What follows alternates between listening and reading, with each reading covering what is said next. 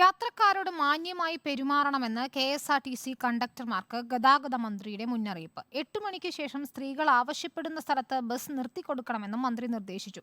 KSRTC ജീവനക്കാരുടെ ശമ്പളം 1-ാം തീയതി തന്നെ നൽകുമെന്നും KB ഗണേഷ് കുമാർ ജീവനക്കാർക്കുള്ള സന്ദേശത്തിൽ വ്യക്തമാക്കി.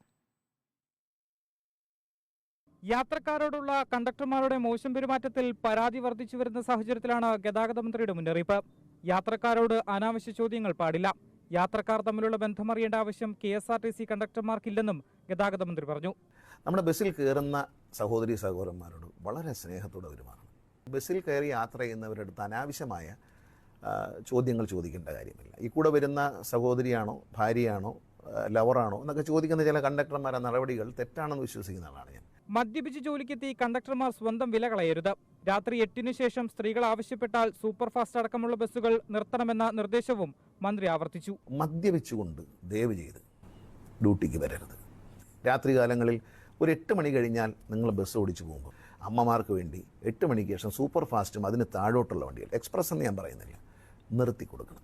KSRTC ജീവനക്കാരുടെ ശമ്പളം 1-ാം തീയതി തന്നെ നൽകുമെന്നും മന്ത്രി ഉറപ്പു നൽകി. ഗതാഗത മന്ത്രിയെയും ധനമന്ത്രിയെയും മുഖ്യമന്ത്രി ചർച്ചയ്ക്ക് ക്ഷണിച്ചിട്ടുണ്ടെന്നും KB ഗണേഷ് കുമാർ കൂട്ടിച്ചേർത്തു.